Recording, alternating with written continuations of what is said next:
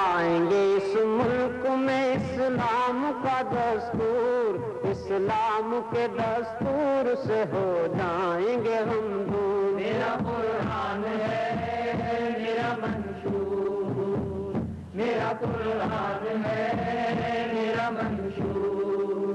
ہم لائیں گے اس ملک میں اسلام کا دستور، اسلام کے دستور سے ہو جائیں گے ہم دور۔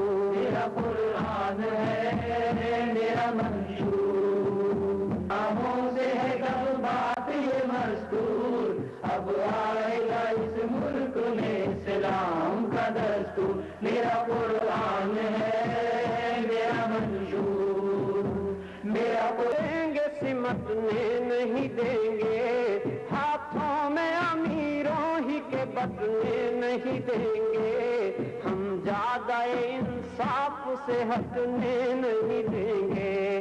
ہو جائیں گے خوشحال جو بدحال ہے مزدور، جب آئے گا اس ملک میں اسلام کا دستور۔ میرا قرآن ہے میرا منشور، میرا قرآن ہے میرا منشور۔ آزاد تجارت کو نہ پابند کریں گے، ہاں سود کے بازار کو ہم بند کریں گے، ہم عزت و توقیر ہنرمند کریں گے۔ محنت جو کرے گا وہ صلہ پائے گا بھرپور، جب آئے گا اس ملک میں اسلام کا دستور۔ میرا قرآن ہے میرا منشور، قرآن ہے میرا منشور۔ اس دولت کو بخیر الحمدللہ رب العالمین والصلاة والسلام علی رسولہ الکریم وعلی آلہ واصحابہ اجمعین۔ میرے نہایت عزیز اور محترم دوستوں اور بزرگوں اور بھائیوں،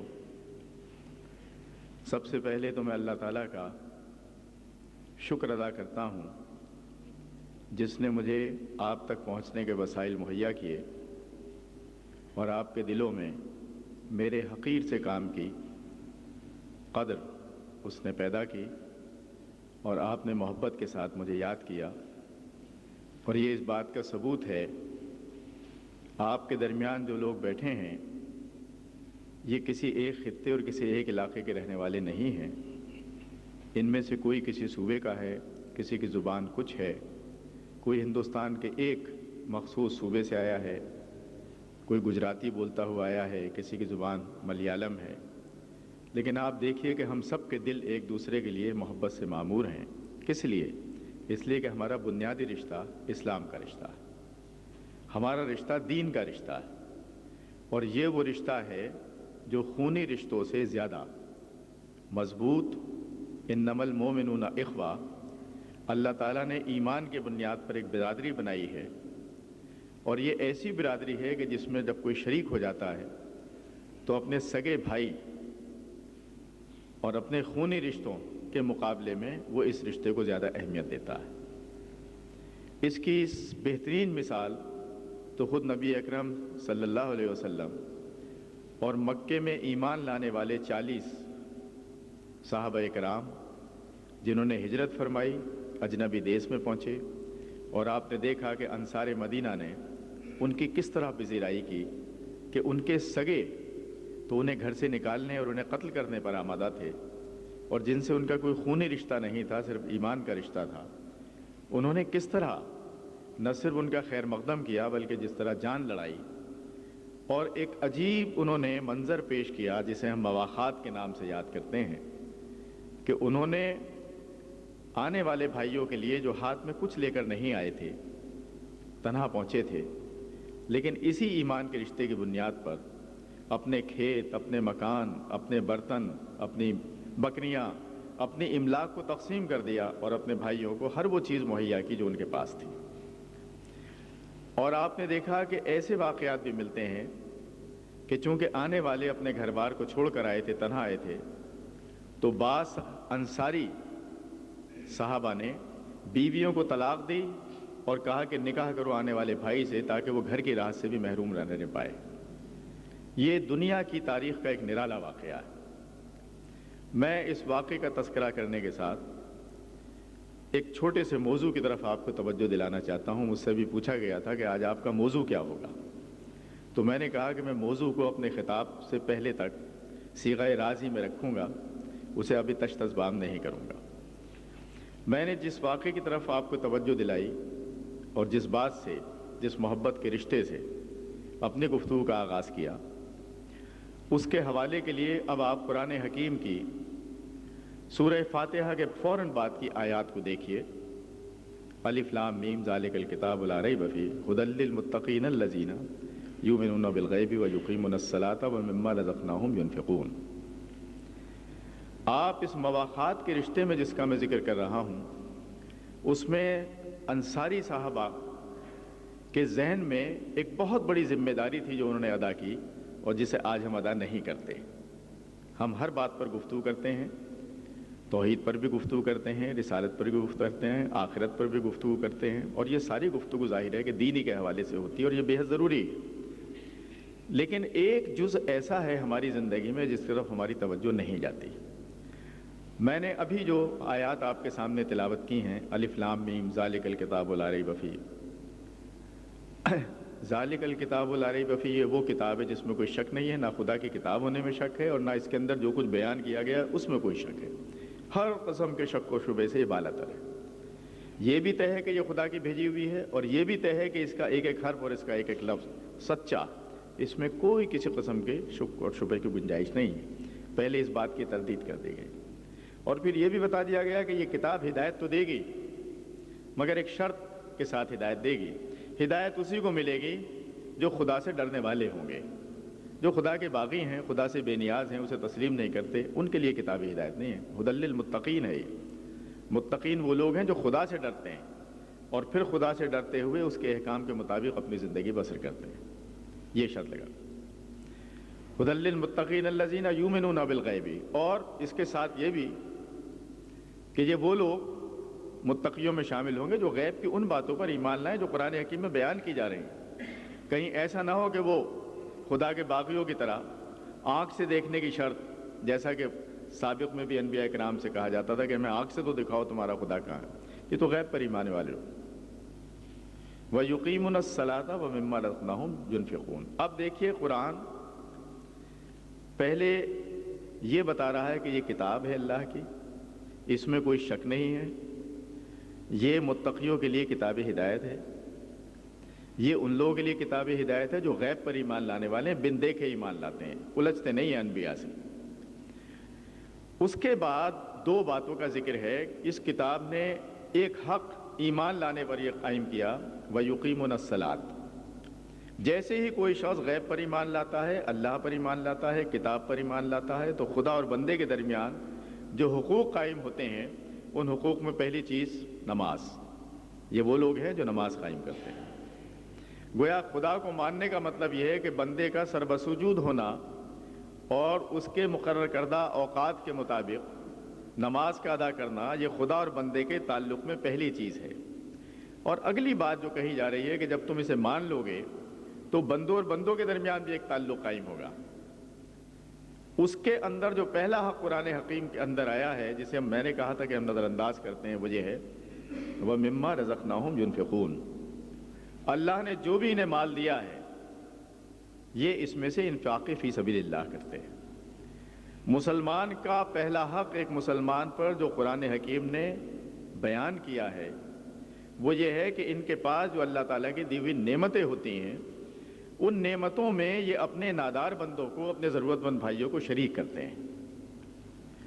اب آپ یہ دیکھیے، اس میں نہ تو ابھی وراثت کا ذکر ہے، نہ اس میں ابھی مختلف ہمارے جو عزیز اور رشتہ دار اور جن کے حقوق ہمارے مال کے اندر ہیں، کسی کا ذکر نہیں۔ سیدھا سیدھا ذکر یہ ہے کہ مسلمانوں کے درمیان، صرف مسلمانوں کے درمیان، بھائی کے درمیان اور بیوی کے اور ماں کے درمیان نہیں، صرف اور صرف مسلمان کے درمیان جو پہلا حق ہے ایک مسلمان کا دوسرے پر، وہ یہ ہے وَمِمَّا رَزَقْنَاهُمْ يُنْفِقُونَ۔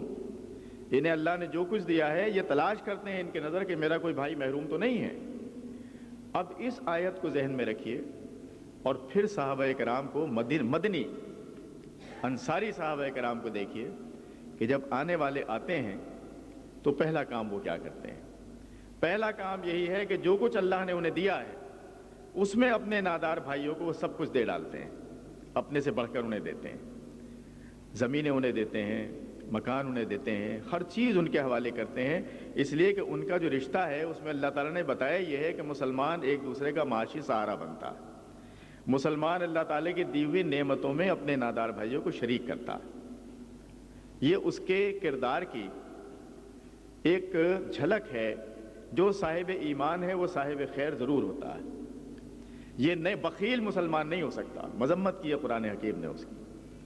مسلمان ہونے کا مطلب یہ ہے کہ اس نے ایک کمیونٹی اپروچ کے جس برادری کا جو انما المؤمنون اخوہ نے جو برادری بنائی ہے, میں ذرا نظر اٹھا کر دیکھوں کہ میرے برادری کے لوگ کہیں پریشان حال تو نہیں ہیں, کہیں کپڑے سے, روٹی سے, علاج سے, رہائش سے محروم تو نہیں ہیں.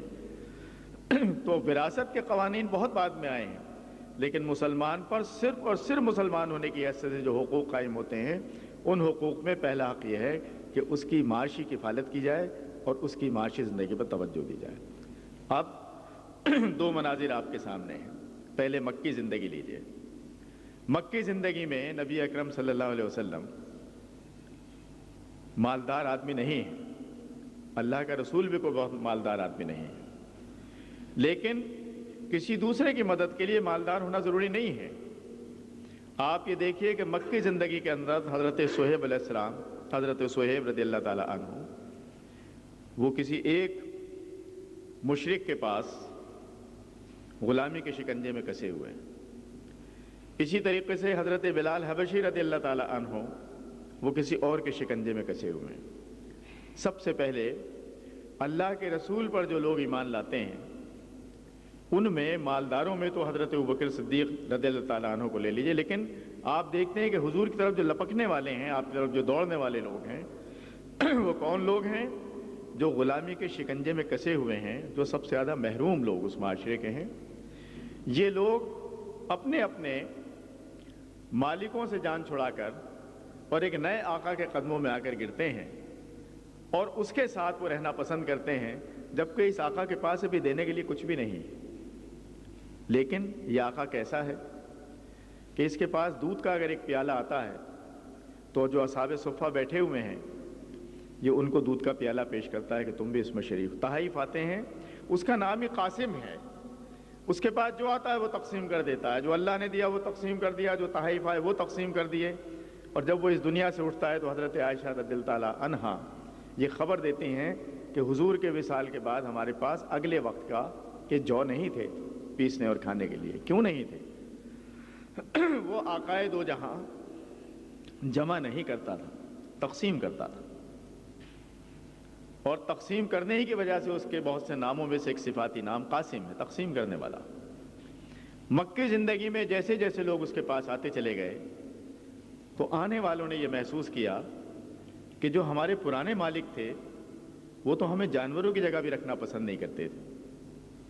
یہ جو نیا شخص ہے جو ہمیں پیغام دے رہا ہے, اللہ کی طرف بلا رہا ہے, پکار رہا ہے, اس کے پاس آتے ہیں تو ہم تو اس کے برابر میں بیٹھتے ہیں, ہم تو اس کے دسترخوان پر اس کے کھانے میں شریک ہوتے ہیں. اس کے پاس تو کہیں سے کھجوریں آتی ہیں اور تعداد پوری نہ ہو تو یہ توڑ کر ان کو تقسیم کر دیتا ہے.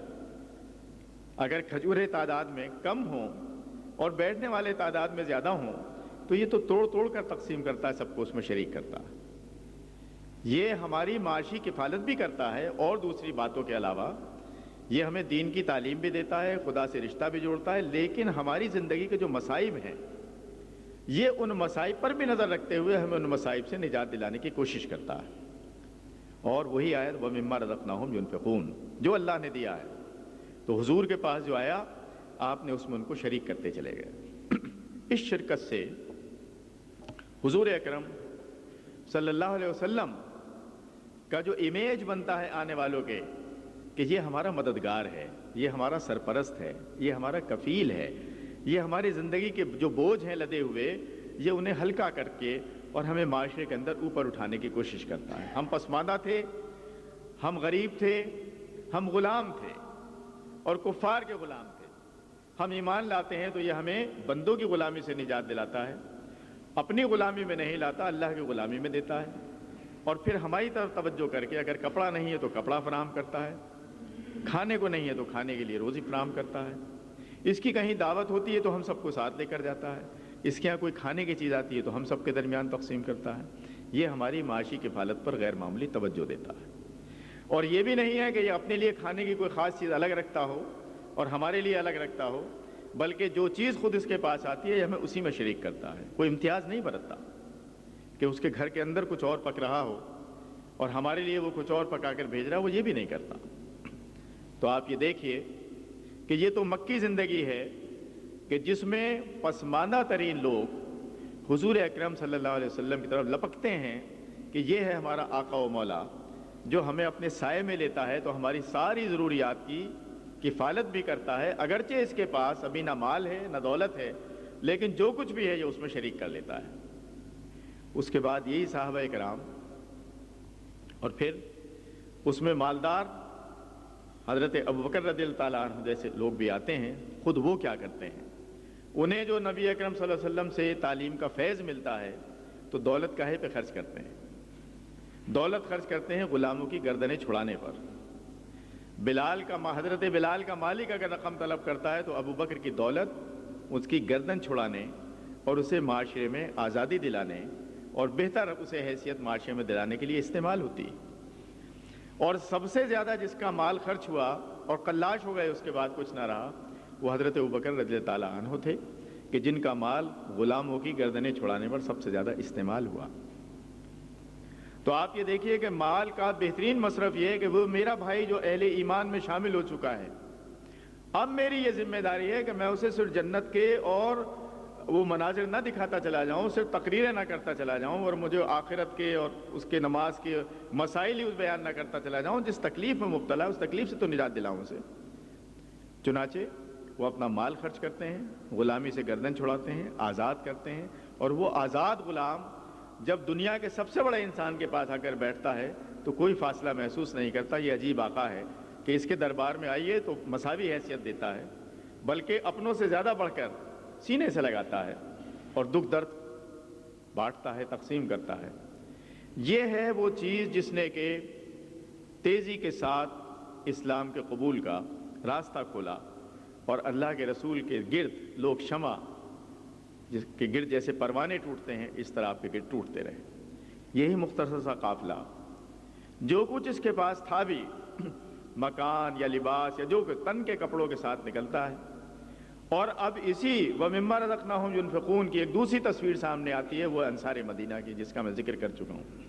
یہ مکے کی تصویر تھی، اور مکے کی تصویر چونکہ میں وقت اس میں زیادہ صرف کرنا نہیں چاہتا، مکے کی تصویر کیا ہے ذرا شیب ابی طالب 2.5 سال سارے اہل ایمان ایک گھاٹی کے اندر محصور کر لیے گئے شیب ابی طالب میں۔ معاشی مقاطعہ ہے مکمل طور پر کہ ان کو بھوکا مارو تاکہ یہ اپنے ایمان سے باز آ جائیں، لیکن وہاں اللہ کا رسول بھی اور اس پر ایمان لانے والے بھی درختوں کے پتے کھا رہے ہیں، چھال کھا رہے ہیں، چھال کو ابال کر پی رہے ہیں، اور اس طریقے سے وہ سب اس مصیبت میں شریک ہیں۔ کوئی یہ نہیں دیکھتا کہ اللہ کے رسول نے اپنے آپ کو معاشی معاملے میں ذرا سا الگ رکھا ہو اور باقی لوگ جو وہ تکلیف بھگت رہے ہو نہیں۔ جو تکلیف خدا کے دوسرے بندوں پر گزر رہی ہے اسی تکلیف میں اللہ کا رسول بھی پوری طریقے سے شریک ہے۔ معاشی مسئلہ اب یہی گروہ شیب ابی طالب سے نکلتا ہے، مکے سے نکلتا ہے، سارا اپنا مال و متال جو اللہ تعالیٰ نے دیا ہے وہ سب چھوڑتا ہے، اور اس کے بعد یہ 40 افراد جب مدینے آتے ہیں تو مدینے آنے والوں نے یہ حساب نہیں لگایا کہ ہمارے پاس تو پہلے ہی سے مال کم ہے، اب یہ نئے آنے والوں کو کہاں سے کھلایا جائے گا۔ نہیں، انہوں نے خوشی کا اظہار کیا، اور خوشی کا اس حد تک اظہار کیا کہ سب کچھ ان کے قدموں میں ڈال دیا۔ یہ انصار مدینہ نے مکے سے آنے والوں کو بتایا کہ ہم بھی اس مفہوم کو جانتے ہیں، قرآن کی یہ ہدایت وَمِمَّا رَزَقْنَاهُمْ يُنْفِقُونَ، تم نے مکے میں اس کے معنی سمجھائے تھے اور تم نے مکے میں اس پر عمل کیا تھا۔ ہم مدنی اور انصاری اہل ایمان بھی آپ کو بتاتے ہیں کہ ہم بھی اللہ کے فضل سے اس ذمہ داری سے واقف ہیں، لہذا ہم بھی آپ کے قدموں میں سب کچھ ڈالتے ہیں۔ اب یہ معاشرہ جس میں اور دوسری روحانی برکتوں کے ساتھ ساتھ اور اخلاقی برکتوں کے ساتھ ساتھ جو زندگی کے بنیادی معاشی مسائل ہیں یہ ان کو بھی حل کر رہا ہے. چنانچہ صحابہ کرام جاتے ہیں اور جانے کے بعد ان تمام لوگوں کے گھروں کے فرد بن جاتے ہیں, اور اس کے بعد آپ نے دیکھا کہ یہ کیسے ایک دوسرے کے ساتھ پیوست ہوتے ہیں کہ ان کا ایک پہلا امتحان ہوتا ہے. وہ امتحان کیا ہے کہ بدر کے میدان میں اب دو رشتوں کے درمیان آپ کو کون سا عزیز ہے اور کون سا کمتر ہے, اس کا ایک امتحان ہوتا ہے. خونی رشتے عزیز ہیں, زبان کے رشتے عزیز ہیں, شہر کے رشتے عزیز ہیں, یا ایمان کا رشتہ عزیز ہے. میدان بدر میں ایک امتحان ہوتا ہے. اس میدان بدر میں صورت کیا بنتی ہے کہ مکے سے آنے والوں میں اور ہجرت کر کے آنے والوں میں جب آمنے سامنے کھڑے ہوتے ہیں تو ایک طرف حضرت ابوبکر ہیں اور ایک طرف آپ کا بیٹا ہے. بیٹا کفار کی طرف سے لڑ رہا ہے اور آپ خدا کے رسول کی فوج میں شامل ہیں. کسی کا بھتیجا ہے, کسی کا بھانجا ہے, کسی کا بھائی ہے اور کسی کا باپ ہے. گردنیں اڑائی جا رہی ہیں خونی رشتوں کی. چچا بھتیجے کو قتل کر رہا ہے, بھتیجا چچا کو قتل کر رہا ہے, اور بیٹا باپ کو قتل کر رہا ہے. اور بعد میں جب ایمان لے آئے حضرت ابوبکر رضی اللہ تعالی عنہ کہ بیٹے محمد بن ابی بکر, تو آپ نے ایک دن واقعہ سنایا اپنے باپ کو کہ ابا جان میدان بدر میں ایک ایسا مرحلہ بھی آیا کہ جب آپ کی گردن میری تلوار کی زد میں آ چکی تھی, لیکن میں نے یہ سمجھ کر کہ آپ میرے باپ ہیں اپنی تلوار ہٹا لی اور آپ کی گردن پر وہ تلوار میں نے استعمال نہیں کی. یہ بیٹا واقعہ سناتا. ذرا باپ کا جواب سنیے. باپ کہتا ہے کہ بیٹا اگر میری تلوار کی زد میں تمہاری گردن آ جاتی تو بخدا میں کبھی اسے تمہارے سر پر سلامت نہ رہنے دیتا, اس لیے کہ تم اس وقت حالت کفر میں تھے, تم کفار مکہ کے ساتھ آئے تھے, تم حالت کفر میں تھے. تمہاری گردن اگر میری تلوار کی زد میں آ جاتی تو میں اسے کبھی نہ چھوڑتا. گویا تمہارا بیٹا ہونا اہمیت نہیں رکھتا. جب تم ایمان لے آتے ہو تو تمہارا رشتہ مجھ سے بالکل مختلف ہو جاتا ہے, اور جب تم کفر کی حالت میں ہوتے ہو تو اگرچہ میرے جسم کا ٹکڑا ہو, میرا ہی خون ہو, لیکن پھر تمہاری حیثیت یہ ہے کہ اگر تمہاری گردن میری تلوار کی زد میں آ جائے تو گردن اڑا دی جائے گی تمہاری. اس کا مطلب کیا ہوا کہ ایمان کے رشتے پر برتری حاصل ہے, اور یہ جسمانی اور خونی اور زبانی اور علاقائی رشتے جو ہیں یہ بے معنی ہیں ایک مسلمان کے نزدیک. چنانچہ بدر میں یہی ہوا کہ عزیزوں نے عزیزوں کے سر قلم کیے, اور کفر کی اور اسلام کی جو لڑائی ہوتی ہے اس میں اسلام کسی کے ساتھ اس لیے رو رعایت نہیں کرتا کہ اس کا کسی کے ساتھ رشتہ کیا ہے. اصل رشتہ صرف ایمان کا رشتہ ہے. تو یہ جو ہمارے درمیان عظیم ترین رشتہ ہے, ہمیں ایک دوسرے کے ساتھ مربوط کرنے والا, جوڑنے والا, یہ رشتہ ہم سے ایک مطالبہ کرتا ہے کہ اے اہل ایمان جو ایمان کی بنیاد پر, کلمے کی بنیاد پر ایک قوم بنے ہو, تمہارے آپس کے روابط میں جو ایک دوسرے پر حقوق رکھے گئے ہیں ان حقوق میں ایک بڑا حق یہ ہے کہ ایک دوسرے کی خبرگیری کرو. اب اس میں بے شمار آپ کو احادیث ملتی ہیں. پڑوسی کے حقوق وہ یہی بندوں اور بندوں کے درمیان حقوق ہیں. کیا کیا احتیاطیں آپ کو بتائی گئی ہیں. پھل کھاؤ تو چھلکا نہ پھینکو کہ مبادا کہ پڑوس کے بچے محسوس کریں کہ ہم محروم ہیں. سالن پکاؤ تو اس کی خوشبو اس کے گھر میں نہ جائے, کہیں اسے احساس محرومی نہ ہو. حضرت عمر رضی اللہ تعالیٰ عنہ خلافت کا بار سنبھالے ہوئے, مختلف محاذوں پر جنگ جاری ہے, ایران میں جنگ جاری ہے, روم میں جنگ جاری ہے, لیکن رات کو اٹھتے ہیں اور اٹھ کر محلے کا اور شہر کا چکر لگاتے ہیں کہ کوئی بھوکا ننگا تو نہیں ہے. اور جب پتہ چلتا ہے کہ ایک بیوہ اپنے بچے کو بہلا رہی ہے جبکہ اس کے پاس کھانے کے لیے کچھ نہیں ہے تو توپ جاتے ہیں, واپس آتے ہیں اور پیٹھ پر بوری لاد کر اور اس کے گھر تک پہنچاتے ہیں کھانے کے لیے. اور جب غلام کہتا ہے کہ یہ بوری میری پیٹھ پر لاد دیجئے تو جواب ملتا ہے کہ آخرت میں میرا بوجھ کیا تم اٹھاؤ گے, مجھے اپنا بوجھ خود اٹھانا ہے. یہ ایک ایک فرد کے بارے میں, اور فرد کو تو چھوڑ دیجئے, حضرت عمر رضی اللہ تعالیٰ عنہ تو یہ بھی کہتے ہیں کہ دریائے فرات کے کنارے اگر ایک بکری بھی بھوک سے مر گئی تو عمر سے اس کا حساب لیا جائے گا. یہ ہے معاشی کفالت کے سلسلے میں مسلم معاشرے کا تصور. اور ہم اس تعلق کے اندر معاش سے مراد صرف اور صرف روٹی کپڑا اور مکانی نہیں ہے، یہ ایک مجموعی رویہ ہے. حضرت عمر رضی اللہ تعالی عنہ روانہ ہوتے ہیں بیت المقدس کی طرف. آپ کو معلوم ہے کہ ایک سواری ہے اور ساتھ میں غلام بھی اور خود بھی ہے. آدھے رستے اس کو بٹھاتے ہیں، خود پیدل چلتے ہیں، اور اس طرح باری باری چلتے ہوئے جب فلسطین میں داخل ہوتے ہیں تو دنیا یہ منظر دیکھتی ہے کہ غلام اونٹ پر بیٹھا ہے اور خلیفۃ المسلمین لگام لیے شہر میں داخل ہو رہا.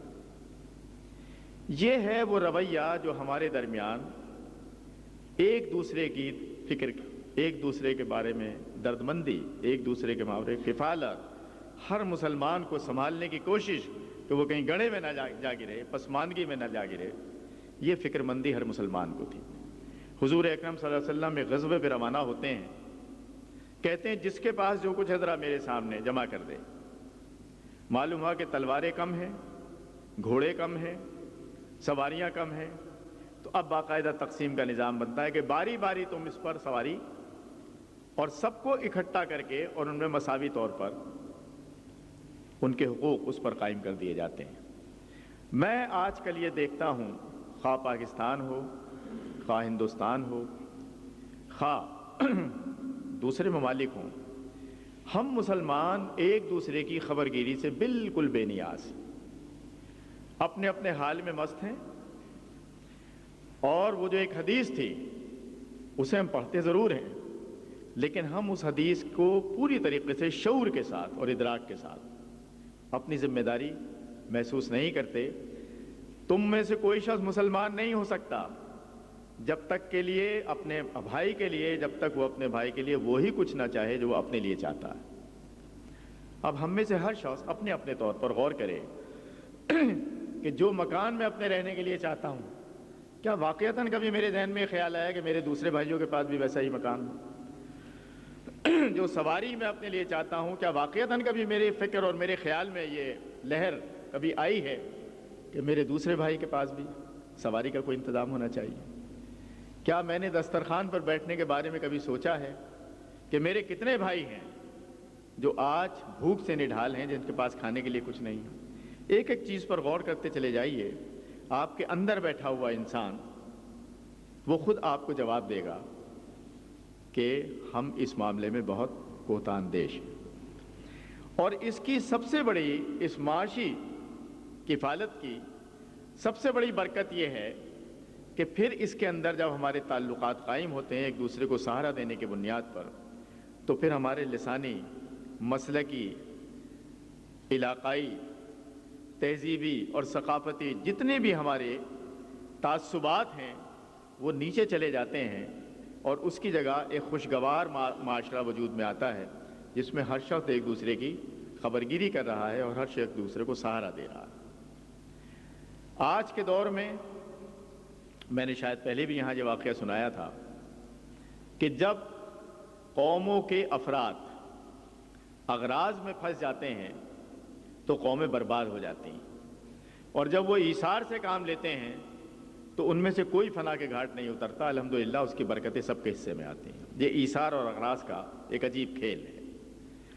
جب ایثار سے کام لیا انصار مدینہ نے اور سب کچھ دوسروں کے حوالے کر دیا، یہ حساب لگائے بغیر کہ میں نے اس کو اگر یہ دے دیا تو میرے پاس کیا رہے گا، وہ اس سے بے نیاز تھے.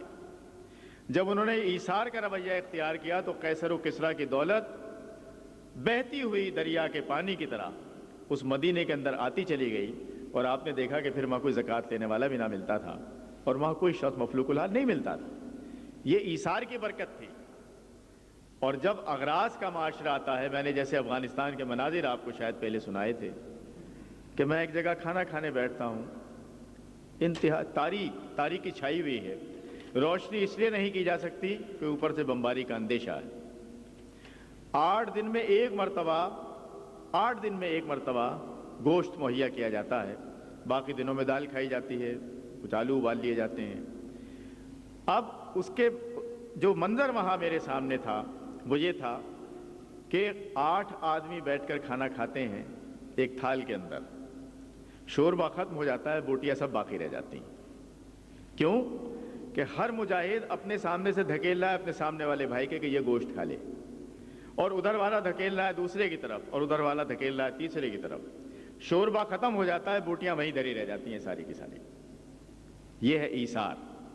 اور جب یہ ایثار ایک دوسرے کے لیے ہوتا ہے تو پھر جو رشتے اپنے درمیان قائم ہوتے ہیں وہ بڑے اعتماد کے اور بڑے مستحکم رشتے ہوتے ہیں. اور آج ہم دعوتوں میں ذرا کسی کے ہاتھ میں پلیٹ دے دیں تو وہ دوسرے کی فکر ہی نہیں کرتا، وہ سارا کا سارا اونڈیل کر.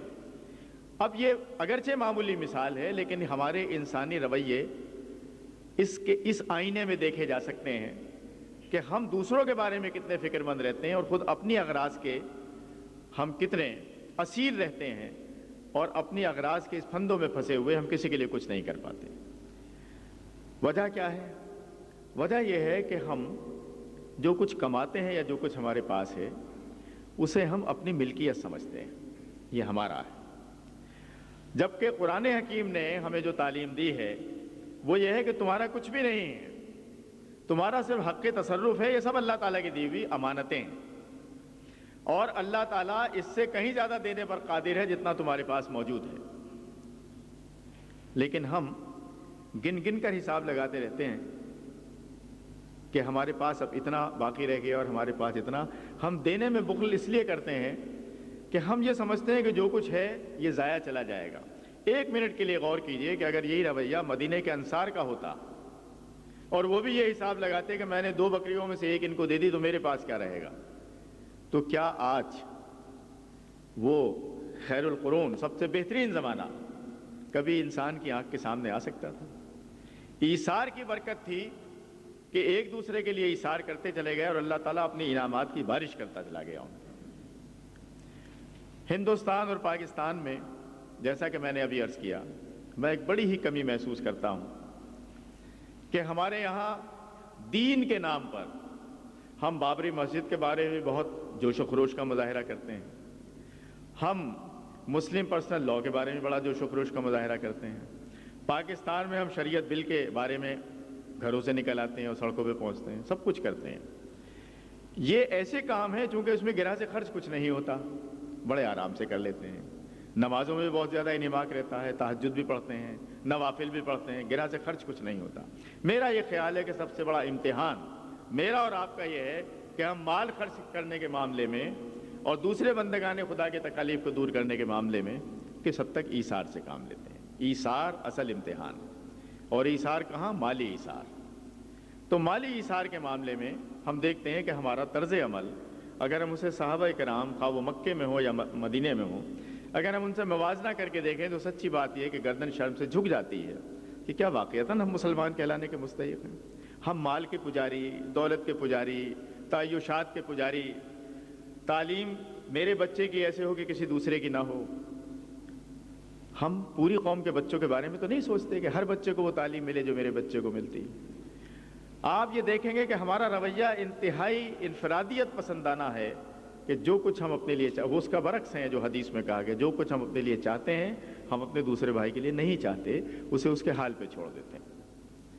اگر مسلمان ایک دوسرے کو سہارا دے کر اور انہیں ان مصائب سے نکالنے کی کوشش کریں تو پسماندہ ترین معاشرے کے اندر بھی مسلمانوں کے درمیان استحکام اور مسلمانوں کے درمیان مضبوط تعلقات کمیونٹی کے اور انما المؤمنون اخوہ کی بنیاد پر ایک ایسا معاشرہ وجود میں آ سکتا ہے کہ جس میں کوئی بھی کسی بنیادی شے سے محروم نہیں رہ سکتا.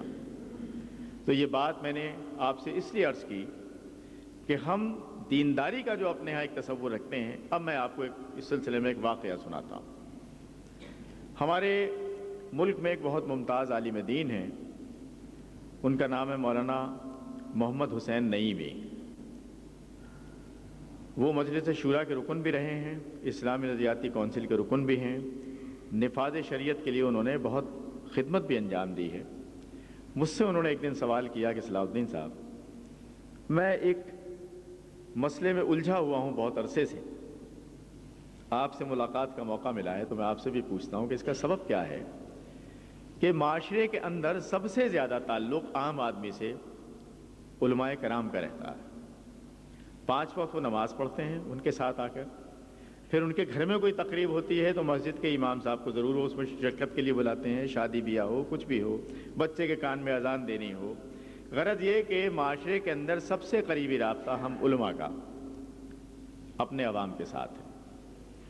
لیکن یہ عجیب بات ہے، انہوں نے یہ بھی کہا کہ کسی سیاسی جماعت کے دفاتر اتنی کثیر تعداد میں نہیں ہیں جتنی کثیر تعداد میں مساجد ہیں مسلمانوں کے محلے میں۔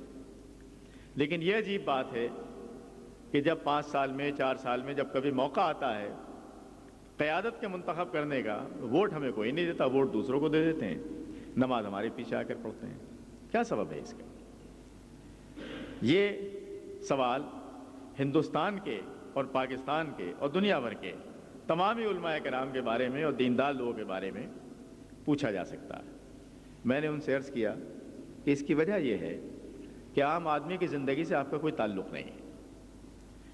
آپ ذرا یہ دیکھیے کہ خلافت راشدہ میں اور عہد نبوی میں مسجد نبوی جس کی شکل اور صورت پر باقی دنیا بھر میں مساجد بنائی گئیں، وہ ہمارا سیکریٹریٹ بھی ہے، وہ ہمارا ایڈمنسٹریشن کا ہیڈ آفس بھی ہے، وہ ہمارا عسکری مرکز بھی ہے جہاں سے ہدایات پوری فوج کو جا رہی ہیں کہ کہاں کس طرح لڑنا ہے کسی کو۔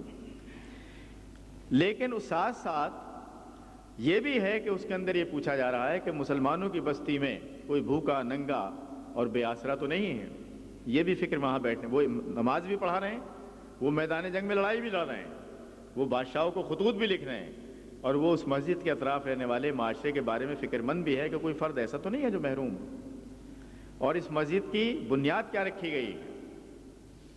بنیاد کا واقعہ ذہن میں تازہ کیجئے کہ جب نبی اکرم صلی اللہ علیہ وسلم اس مسجد نبوی کی جگہ کا انتخاب فرما لیتے ہیں تو پوچھتے ہیں ملکیت کس کی ہے؟ پتہ چلا 2 یتیم بچوں کی ملکیت ہے۔ یتیم بچے انصاری مسلمان ہیں اور آتے ہیں کہتے ہیں حضور ہم یہ ہدیہ کرتے ہیں مسجد کے لیے۔ اللہ کا رسول کہتا ہے کہ نہیں، یہ ہدیہ نہیں کی جا سکتی، تم یتیم بچے ہو، اس کی تمہیں قیمت دی جائے گی، اور قیمت کے تعین میں دشواری ہوتی ہے تو حضرت ابوبکر صدیق رضی اللہ تعالیٰ عنہ کی ڈیوٹی لگتی ہے کہ مارکیٹ میں جاؤ اور اس کے مارکیٹ پرائز طے کرو، اور اس کے بعد ان بچوں کو وہ قیمت ادا کی جاتی ہے، اور پھر اس قیمت ادا کرنے کے بعد اس پر مسجد نبوی بنتی۔ مسجد نبوی ہدیہ کی ہوئی زمین پر نہیں بنتی، ڈونیشن نہیں ہے کسی کا، خریدی ہوئی زمین ہے اللہ کے رسول کی، اور کس سے؟ یتیم سے خریدی ہوئی، اور اسے اس کی قیمت دی جاتی۔ میں نے ان سے عرض کیا کہ آپ صرف 1 ہفتے ایک عمل کیجئے اور پھر نتائج پر دوبارہ جائزہ لیجئے کہ آیا کوئی تبدیلی ہوئی یا نہیں ہوئی۔ آپ مسجد میں جب کھڑے ہوتے ہیں، 5 وقت کی نماز ہو یا جمعے کا خطبہ ہو، آپ مسائل بیان کریں گے، آخرت کا احساس دلائیں گے، دنیا میں نماز ہے، روزہ ہے، حج ہے، زکوٰۃ ہے، سب کے بارے میں گفتگو کریں گے۔ لیکن اسی محلے کے اندر جہاں آپ یہ تقریر کر رہے ہیں، آپ کی مسجد کے گرد جو ایک معاشرہ ہے، اس معاشرے سے آپ کا کیا تعلق ہے؟ آپ ایک تجربہ کیجئے، آپ ایک سروے کرائیے مسجد کے امام کی حیثیت سے کہ جو نمازی اس مسجد کے اندر آتے ہیں ان کا گھر کا سروے کر کے یہ دیکھو کہ ان کے یہاں کوئی مریض تو ایسا نہیں ہے جس جو دوا سے محروم ہو، کوئی بچہ تو ہمارے محلے میں ایسا نہیں رہتا یتیم کہ جس کی کفالت کا کوئی انتظام نہیں ہے، ہماری بستی کے مزدوروں میں کوئی ایسا تو نہیں ہے جو کارخانے میں یا کہیں زخمی ہو گیا اور اسپتال میں پڑا اور اس کا علاج۔ آپ ہمیشہ مسجد مکمل بھی ہو جائے تو آپ مسجد کے لیے چندہ مانگتے رہیں گے۔ آپ نے کبھی کسی اپنے پریشان حال بھائی کے لیے بھی چندہ مانگا ہے؟ آپ نے کبھی اس کے لیے چندہ نہیں مانگا۔ آپ ذرا سروے کیجئے اور کہیے کہ بارش میں 2 کچے مکان یا 2 جھونپڑیاں گر گئی ہیں، مسجد میں آنے والوں سے کہیے کہ آئیے میں بھی چلتا ہوں اور آپ بھی چلیں اور بازار سے خریدیں، چندہ کیجئے اور چندہ کر کے ان کے سر پر سایہ کر دیجئے اور ان کو ایک سائبان مہیا کر دیجئے تاکہ وہ دھوپ اور بارش میں پڑے نہ رہیں۔ اس کے بعد آپ یہ پوچھئے کہ ہماری بستی کا کون، ہماری بستی میں کتنی بیوائیں ہیں، اور پھر تجسس کے ساتھ ذرا ٹٹولیے کہ ان کی کفایت کا کوئی انتظام ہے، ان کا کوئی عزیز ان کی کوئی مدد کرتا ہے، نہیں کرتا، تو پورے اہل محلہ کو دعوت دیجئے کہ ہر مہینے اتنی رقم مجھے اس مسجد کے اندر چاہیے لوگوں، تاکہ میں وہ 2 بیواؤں کو ان کی ضروریات پوری کرنے کے لیے ادا کر سکوں۔ آپ ان کی زندگی میں ذرا دلچسپی لینا شروع، آپ زندگی سے کٹے ہوئے ہیں، آپ کا کوئی تعلق نہیں ہے کہ عام آدمی کس حال میں زندگی بسر کر رہا ہے، بس تقاریر کا ایک سیلاب ہے جو لوگوں کے سروں پر اونڈیلا جا رہا ہے، لیکن ان کی زندگی میں شرکت نہیں۔ کیا اللہ کا رسول اسی طرح لوگوں کے مصائب سے بے نیاز تھا؟ کیا خلفائے راشدین لوگوں کی زندگی کے مصائب سے اسی طرح بے نیاز تھے؟ وہ تو ایک ایک کو ڈھونڈتے تھے، اور میں نے پھر انہیں وہ بھی منظر سنایا کہ مولانا جلال الدین حقانی صاحب جو خوست کے فاتح ہیں، میں ان کے سامنے جب بیٹھا ہوا تھا تو ذرا اندازہ کیجئے کہ وہ شخص رات کو بیٹھ کر، میں ان کا انٹرویو کر رہا ہوں، نقشے پھیلے ہوئے ہیں، لالٹین کی روشنی ہے، اور وہ ایک ایک منٹ کے بعد کہتے صلاح الدین صاحب اور ٹھہریے. جو آدمی برابر میں کھڑا اس سے پوچھتے ہیں کہ وہ آدمی فلاں کو جو بخار تھا تم نے دوا پہنچا دی ہے اسے؟ وہ کہتا ہے جی دوا پہنچا دی. پھر گفتگو شروع ہوتی ہے. پھر انہیں اچانک یاد آتا ہے، کہتے ہیں کہ اس کے پاس کمبل نہیں تھا، رات میں نے چیک کیا تھا، فلاں آدمی کو کمبل تم نے پہنچا دیا؟ وہ کہتا ہے کہ ہاں جی میں نے کمبل پہنچا دیا. پھر وہ پوچھتے ہیں کہ فلاں فلاں لوگ جو ابھی وہاں سے آئے تھے میدان جہاد سے، کیا انہوں نے کھانا کھا لیا ہے؟ جواب ملتا ہے کہ جی ان کو کھانا کھلا. انٹرویو بھی چل رہا ہے، کسی کو دوا مل گئی، کسی کو کمبل مل گیا، فلاں نے کھانا کھا لیا. یہ ہے وہ کمانڈر جو اپنے سپاہیوں کی زندگی کے اندر ایک ایک چیز کے بارے میں فکر مند ہے کہ وہ اس سے محروم نہ رہے. وَمِمَّا رَزَقْنَاهُمْ يُنْفِقُونَ. یہ ہے اس کا اصل مفہوم کہ تم اپنے مال میں اور اس میں شریک کرتے ہو یا نہیں. اور اس کے بعد جب انٹرویو ختم ہو جاتا ہے تو وہ کہتے ہیں صلاح الدین صاحب کی ذرا 10 منٹ کی اجازت دیجیے. اس کے بعد وہ ایک شخص کے غاروں کے اندر لوگ رہ رہے ہیں، 22 غار تھے، ایک ایک غار کے اندر جا کر وہ دیکھتے ہیں کہ ہر آدمی، کسی کو دوا کی ضرورت تو نہیں ہے، کوئی بھوکا تو نہیں سو گیا، کوئی کمبل سے تو محروم نہیں ہے. اور جب وہ سب سے نمٹ جاتے ہیں تب آ کر وہ خود کھانا کھاتا ہے وہ آدمی، جب سب کھا کر سو جاتے ہیں. یہ ہے. اور وہ مسجد کا امام بھی ہے، وہ نماز بھی پڑھاتا ہے، اور جب وہ فجر کی نماز پڑھاتا ہے اور اوپر سے بمباری ہوتی ہے تو اس کی نہ نیت توڑتا ہے، اسی طرح نماز سکون کے ساتھ پڑھاتا رہتا ہے. کیا ہمارے علماء کرام اور ہمارے دیندار لوگ جو ہمیشہ بہت زیادہ دین پر زور دیتے ہیں، لوگوں کی زندگیوں میں جھانک کر اور ان کے مصائب کو دور کرنے میں کوئی ذمہ داری ادا کرتے ہیں؟ میں بہت افسوس کے ساتھ عرض کروں گا کہ انفرادی طور پر تو ہمیں ایسے لوگ ملتے ہیں، لیکن جو اجتماعی مزاج ہمارا بنا ہے وہ یہ کہ ہمارے دیندار طبقے کا ہم مسلم معاشرے کے عام لوگوں کی زندگی سے کوئی تعلق نہیں. وہ ان سے نکاح پڑھانے کے پیسے تو لے آئیں گے، لیکن یہ نہیں پوچھیں گے کہ یہ پیسے آئے کہاں سے تمہارے پاس، تم اس قابل تھے بھی یا کسی سے قرضہ لے کر مجھے دے رہے ہو. تو جب تک ہمارا دیندار طبقہ عام آدمی کی زندگی کے اندر اپنے آپ کو غرق نہیں کرے گا، اور جب تک وہ معاشرے کے اندر پھیلے ہوئے لوگوں کے مصائب کو دور کرنے میں وہی طرز عمل اختیار نہیں کر جو اللہ کے رسول نے ادا کیا تھا اور جو صحابہ کرام کا طریقہ تھا، اور جس پر ہمارے ہاں بے شمار مثالیں ہیں، ان سب کو چھوڑ دیتا ہوں کہ حضرت ابو عبیدہ بن جراح پہنچتے ہیں ایک علاقے میں، اسے فتح کرتے ہیں اور ڈیرا ڈال دیتے ہیں مسجد کے اندر. پوچھا جاتا ہے کہ یہ مسجد میں کیوں، آپ وہاں قیام کیجئے. تو وہ کہتے ہیں کہ نہیں، اس سے بہتر گھر کوئی نہیں ہے کہ جو میرے قیام کے لیے مناسب. اس طرح اور بہت سی مثالیں ہیں. میرا مطلب کہنے کا یہ ہے کہ اگر آپ مجموعی طور پر حساب لگائیں تو مسلمانوں کے پاس مال کی کوئی کمی نہیں ہے. خدا کے فضل سے بہت مال ہے ان کے پاس، ریاستوں کے پاس، افراد کے پاس، گروہوں کے پاس، تاجروں کے پاس بہت مال ہے ان کے پاس. لیکن یہ مال ایک منجمد ڈھیر کی طرح اپنی جگہ جم کر رہ گیا ہے. جبکہ قرآن میں اللہ تعالیٰ نے کہا کہ تمہارا مال کہیں تمہارے پاس اغنیاء کے درمیان ہی نہ رہ جائے، بلکہ اسے اس طرح گردش میں رہنا چاہیے کہ جس طرح پانی کے نلکے سے سبھی لوگوں کے گھروں کے اندر پانی آتا ہے اور سب کی ضروریات پوری ہو جاتی ہیں، اسی طرح یہ وسائل بھی اسی طرح اگر گردش کرنے لگیں اور ان پر زنجیریں ڈال کر ان کو روک نہ دیا جائے تو میرا خیال ہے کہ مسلمانوں کے اندر ایک بالکل نیا معاشرہ جنم لے سکتا ہے.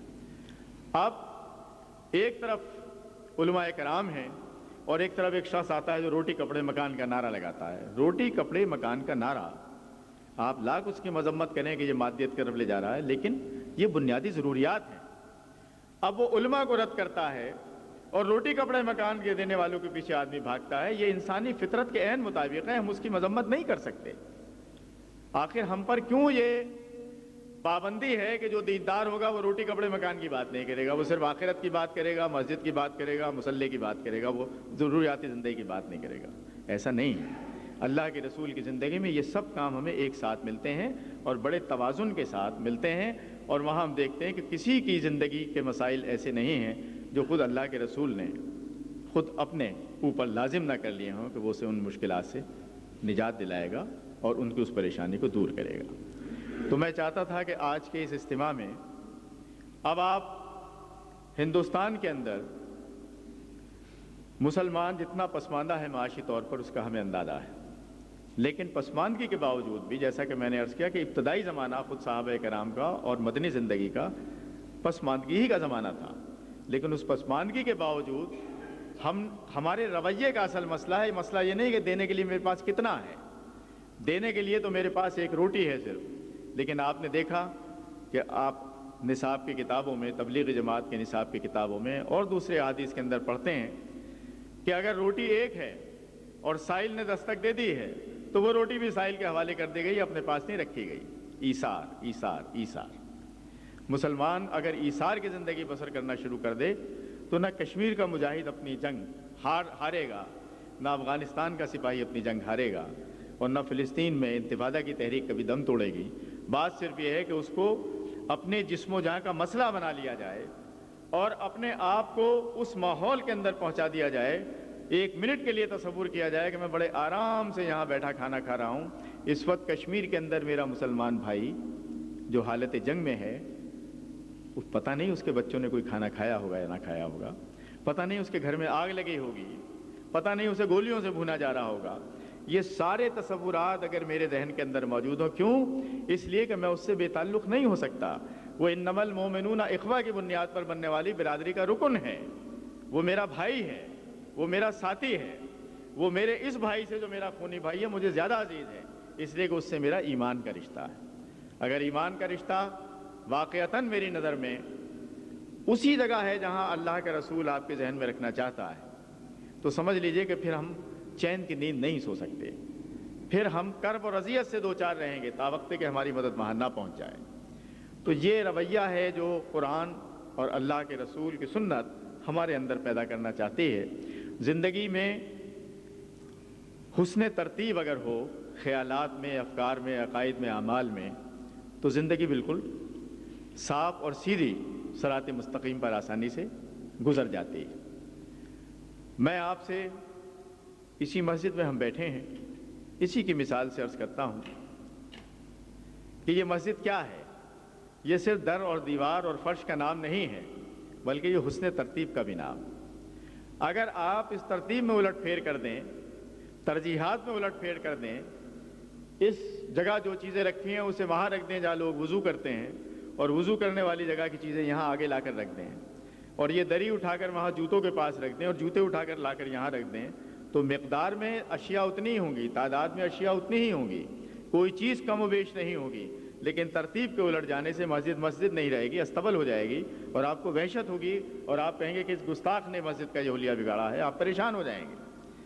اسی طریقے سے شریعت نے جن چیزوں کو جو اہمیت دی ہے اور جس ترتیب کے ساتھ ہمارے ذہنوں کے اندر اس کو راسخ کیا ہے، ہم اگر اسے الٹ پلٹ دیں گے، غیر اہم پر لڑیں گے، اس بات پر تو لڑتے رہیں گے کہ حضور کا علم غیب کتنا تھا، اس کی مقدار طے ہو رہی ہے، اتنا تھا، پوسٹر لگے ہوئے ہیں، جلسے ہو رہے ہیں، پیسے اس میں جا رہے ہیں، چندے لوگ اس بات پر دے رہے ہیں کہ ہمارا مولوی فلاں مولوی کو آج شکست دے گا۔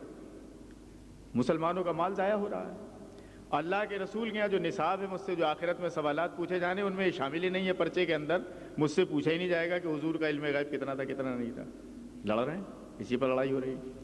سلام کھڑے ہو کر پڑھے جائے یا بیٹھ کر پڑھے جائے، جتھا بندی، گروہ بندی، چندے، دیگے، یہ پیسہ سارا کا سارا مٹی میں مل رہا ہے، اکارت چلا جا رہا ہے، اس کا کوئی فائدہ مسلمان کو نہیں۔ کاہے کے لیے؟ مسلمانوں کو پھاڑ دیں، مسلمانوں کو چیر دیں، اور مسلمانوں کو ایک دوسرے سے شدید ترین نفرت میں مبتلا کرنے کے لیے ہم یہ سارا کام کر رہے ہیں۔ یہ پیسہ جو اس پہ لگ رہا ہے یہ ضائع ہے۔ خدا کے یہاں پوچھا جائے گا کہ کیا پیسہ تمہیں اسی لیے دیا گیا تھا؟ اور جو لوگ اس کام میں مشغول ہیں انہیں اپنے ہی مسلک کے ناداروں کا بھی کوئی خیال نہیں کہ ان کے پیٹ میں کوئی روٹی ووٹی گئی ہے یا نہیں گئی، ان کو کسی مالی مدد کی ضرورت ہے یا نہیں۔ تو دیگوں کے لیے لاکھوں روپے موجود ہیں، لیکن پڑوس میں بسنے والے نادار آدمی کے لیے ایک پائی نہیں ہے، کیونکہ یہ کار خیر ہی نہیں ہے۔ کار خیر تو وہ ہے جس میں ہم اختلافات کے جھنڈے بلند کر رہے ہیں۔ مسلمانوں میں جو آج ادبار، انحطاط اور زوال ہے، اس کا اصل سبب یہی ہے کہ مسلمانوں نے اہم کو غیر اہم اور غیر اہم کو اہم بنا کر ساری ترتیب الٹ پلٹ دی ہے، اور ایسی چیزوں پہ لڑتے ہیں جن کا اجتماعی زندگی سے، ان مسلمانوں کے عام زندگی سے کوئی تعلق نہیں، آخرت سے کوئی تعلق نہیں، دنیا سے کوئی تعلق نہیں۔ تو اگر ہم اپنے آپ کو ان معاشی ذمہ داریوں اور ایک دوسرے کی خبرگیری اور ایک دوسرے کی دستگیری کے رشتے میں منسلک کر لیں، اور یہ بھی نہ دیکھیں کہ جو نادار ہے وہ کس مسلک کا ہے، دیوبندی ہے، بریلوی ہے، اہل حدیث ہے، وہ ایک انسان ہے۔ اللہ ہمیں مسلک میں تقسیم کر کے یہ دعوت نہیں دے رہا کہ جو تمہیں ہم نے نعمتیں دی ہیں ان پر انفاق فی سبیل اللہ کرو، حاجت مند کی وجہ سے کہہ رہا ہے کہ جو ضرورت مند ہے اسے دو۔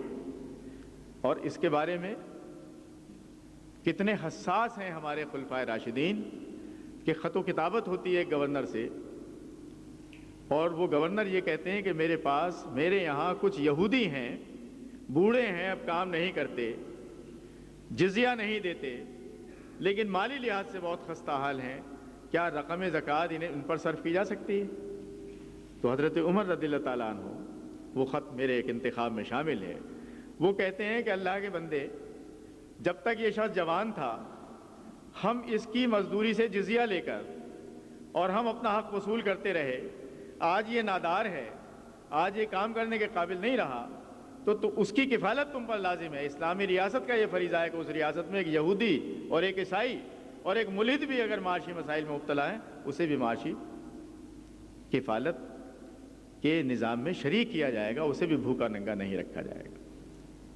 اور معاشی کفالت، اس پر تو بے شمار تفصیلات ہیں۔ معاشی کفالت کا معاملہ تو یہ ہے کہ ایک باپ اپنے نالائق بیٹے کو عاق کر سکتا ہے لیکن وراثت کے حق سے اسے محروم نہیں کر سکتا، کیونکہ وراثت کے حق سے محروم کا مطلب یہ ہے کہ اس کے لیے وہ معاشی مشکلات کا باعث بنے گا۔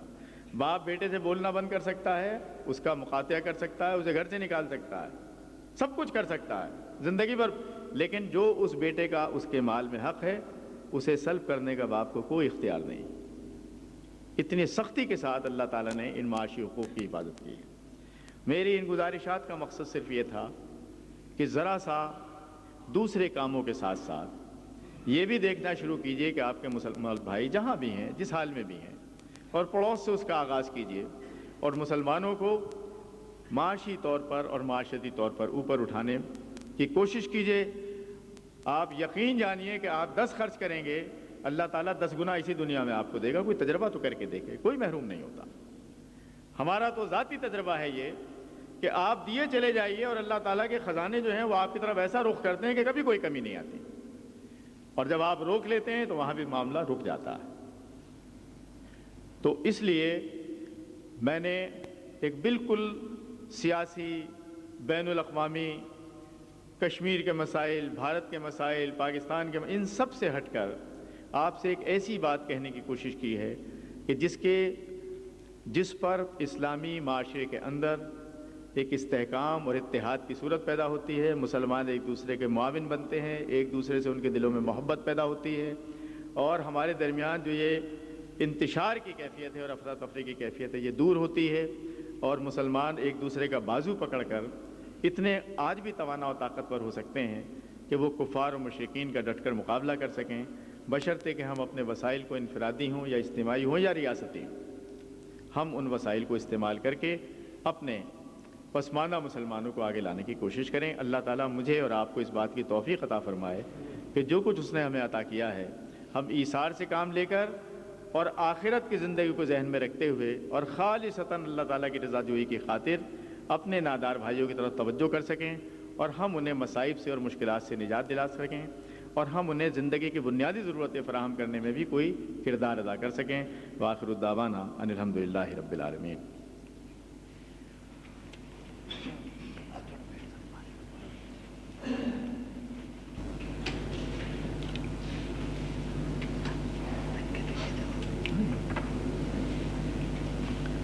پہلا سوال ہے کہ پاکستان میں نفاذ شریعت کہاں تک ہوئی یا ہو رہی ہے؟ کیا نواز شریف صاحب اس بارے میں کہاں تک مخلص ہیں؟ دیکھیے، یہ نفاذ شریعت کا معاملہ ایسا ہے کہ اس میں پاکستان نے شاید دنیا میں سب سے زیادہ پیش رفت بھی کی ہے اور سب سے زیادہ ہم غیر مطمئن بھی ہیں، دونوں باتیں ساتھ ساتھ ہیں۔ اگر آپ پاکستان میں آئین اٹھا کر اور اس کا مقابلہ دنیا کے کسی بھی اسلامی ریاست کے آئین سے کریں تو آپ کو خوشی محسوس ہوگی کہ اچھا پاکستان نے اتنے کام کر لیے۔ پاکستان کے آئین کی پہلی دفعہ ہے کہ اس مملکت کا مقتدر اعلیٰ اللہ تعالیٰ ہے، اس ریاست کا حاکم اعلیٰ اللہ تعالیٰ ہے، اور بندوں کو صرف نیابتاً حقوق حکمرانی کے دیے گئے ہیں۔ اور دفعہ 2 یہ ہے، اب یہ میں سب شریعت کے حوالے سے آپ سے بات، دفعہ 2 یہ ہے کہ پاکستان میں تمام قوانین قرآن اور سنت کے مطابق بنائے جائیں گے۔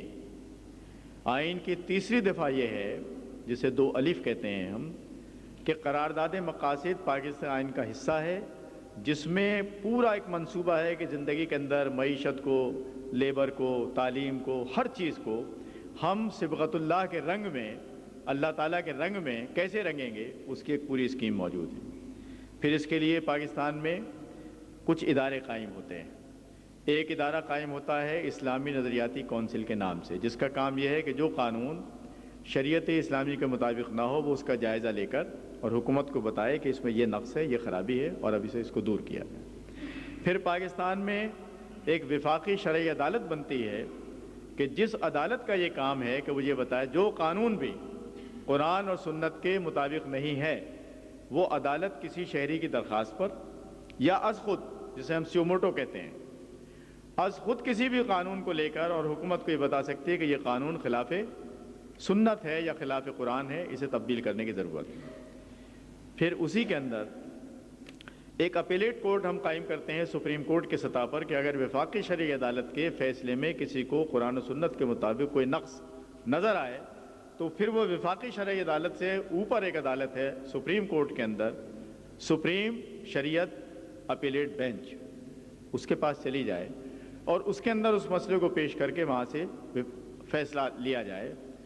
تو یہ 4-5 باتیں میں نے مختصراً عرض کی ہیں، اس کی تفصیلات بہت ہیں۔ پاکستان کے آئین میں لکھا ہوا ہے کہ پاکستان میں کوئی ایسا شخص بلدیاتی ادارے سے لے کر قومی اسمبلی تک امیدوار نہیں ہو سکتا رکنیت کا جو قرآن اور سنت کا مناسب علم نہ رکھتا ہو۔ Adequate knowledge of Islam must ہے۔ یہ تو ہوا قانون سازی کا معاملہ، لیکن کتاب میں جو کچھ لکھا ہے عمل ذرا اس سے مختلف ہے۔ اور یہ ایسا ہی معاملہ ہے جیسے ہم مسلمان کتاب میں تو ہماری لکھا ہے قرآن کریم میں، لیکن جب اس کتاب سے ذرا اپنے عمل کا موازنہ کریں تو کتاب کہیں کھڑی ہے، ہم کہیں کھڑے ہیں۔ یہی صورتحال پاکستان میں کہ آئین کہیں کھڑا ہوا ہے اور قوم کہیں کھڑی ہوئی، لیکن جب فیصلہ کرنے بیٹھتی ہے ایوان میں تو فیصلہ درست کرتی ہے، فیصلہ صحیح کرتی ہے۔ اسی پاکستان کی دستور ساز اسمبلی نے یہ سارے قوانین بنائے ہیں، یہ دستور بھی اسی کا بنایا ہوا ہے۔ اللہ کی حاکمیت کو تسلیم کیا جانا، قرآن و سنت کو قانون سازی کا ماخذ تسلیم کیا جانا، اس کے بعد اس کے لیے ادارے قائم کرنا، عدالتیں قائم کرنا، حدود آرڈیننس نافذ کرنا، بلا سود بینکاری کا قانون منظور کرنا، یہ سارے وہ کام ہیں کہ جو شریعت اسلامی ہی کے سلسلے میں آتے ہیں۔ البتہ ابھی اس کے وہ نتائج ہمارے سامنے نہیں آ سکے اور اس کی ایک وجہ ہے۔ اس کی وجہ یہ ہے کہ ہم نے نفاذ شریعت کو حکومتوں کے کرنے کا کام سمجھ لیا ہے، جبکہ نفاذ شریعت کا کام ہر فرد کا ایسا ہی کام ہے جیسا ریاست کا کام ہے۔ اس کے لیے آپ دیکھیے کہ انبیاء کا طریقہ کار کیا ہے۔ انبیاء کا طریقہ کار یہ ہے کہ پہلے 40 آدمی تیار کرتے ہیں حضور اکرم صلی اللہ علیہ وسلم مکی زندگی میں، اور وہ 40 کے 40 افراد بھٹی میں کندن بن کر جب نکلتے ہیں تو ان کی مدد سے پھر وہ ریاست مدینے میں قائم ہوتی ہے، اور انہی افراد کی مدد سے وہ سارا کا سارا نظام جو ہے وہ زمین پر پھر جلوہ گر ہوتا ہے۔ افراد سازی میں ہم کوتاہی کرتے ہیں، نظام تعلیم کو ہم درست نہیں کرتے، حکومت کے صرف آرڈر کے ذریعے، آرڈیننس کے ذریعے، قانون کے ذریعے سے۔ شریعت بل جب منظور نہیں ہوا تھا تب بھی معاشرہ ویسا ہی تھا، شریعت بل منظور ہو گیا تب بھی معاشرہ ویسا ہی ہے۔ کیوں؟ اس لیے کہ پوری کی پوری قوم کے یہ کرنے کا کام ہے، یہ صرف حاکموں کے کرنے کا کام نہیں ہے۔ اور جب قوم مسلسل مطالبہ صرف یہ کرتی رہے کہ قانون سازی کی جائے تو قانون سازی سے مسئلہ حل نہیں ہوتا، اجتماعی طور پر جب تک اس کے رنگ میں پوری قوم کے افراد اپنے آپ کو ڈھالے نہیں۔ نواز شریف صاحب کے بارے میں کہا گیا کہ وہ کہاں تک مخلص ہیں، تو مخلص کے لیے تو کوئی ایسا بیرومیٹر چاہیے جو سینے پہ لگا کے معلوم کیا جا سکے کہ اندر نیتوں کا حال کیا ہے۔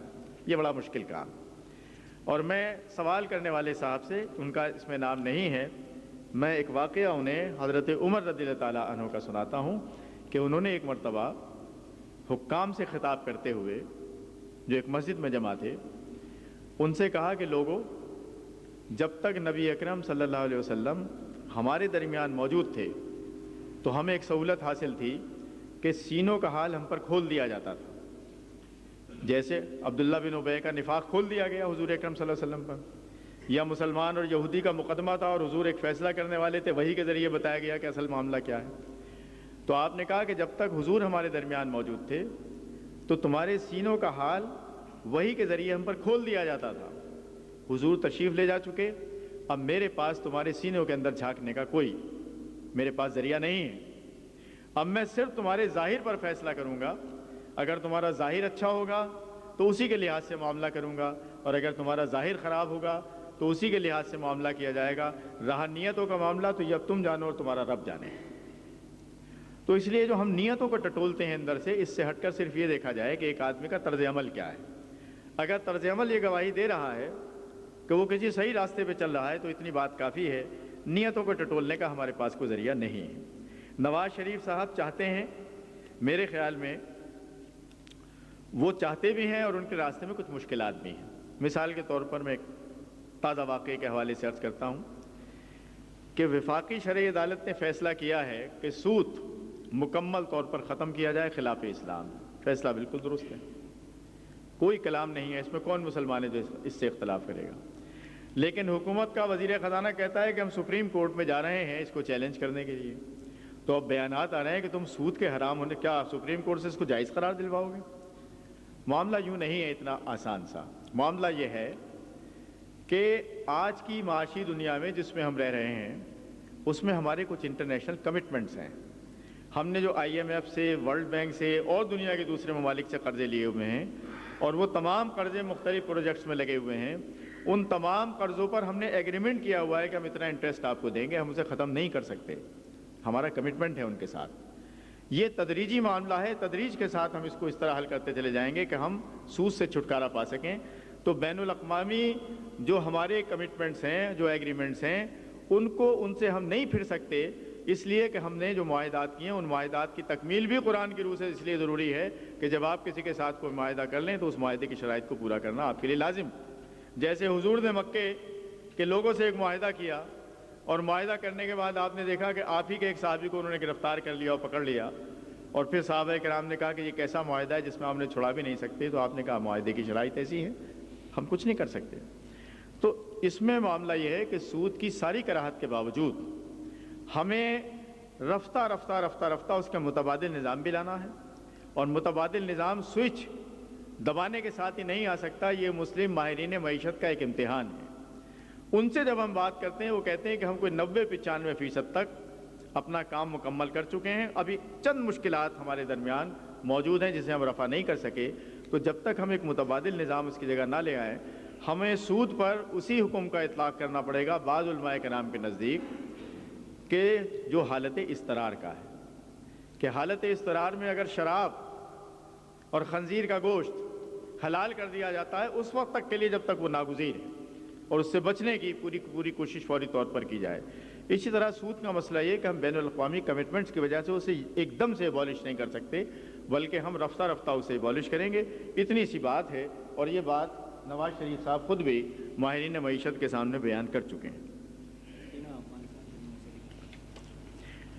3 سوال آئے ہیں جہاد افغانستان سے متعلق کہ جہاد افغانستان کی کامیابی اور کمیونزم کی شکست کے سلسلے میں آپ کا کیا خیال ہے، اور روس کی مسلم ریاستوں کا مستقبل کیا ہوگا؟ گویا ایک سوال میں 2 سوال۔ جہاد افغانستان کی کامیابی تو یہ ہے کہ خدا کے فضل سے جس بڑی طاقت نے سپر پاور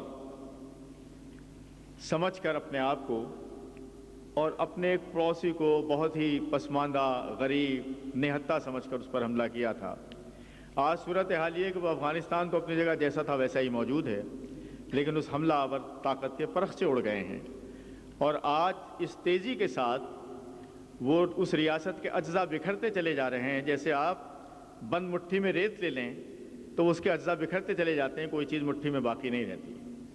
تو بریزنیو صاحب نے جو حرکت کی تھی آج اس کے نتائج ہمارے سامنے ہیں، اور آج گورباچوف صاحب یہ کہتے ہیں کہ پتہ نہیں روس کے نام کا کوئی ملک دنیا میں باقی بھی رہے گا یا نہیں، اس پر وہ خود شبہ ظاہر کرتے ہیں۔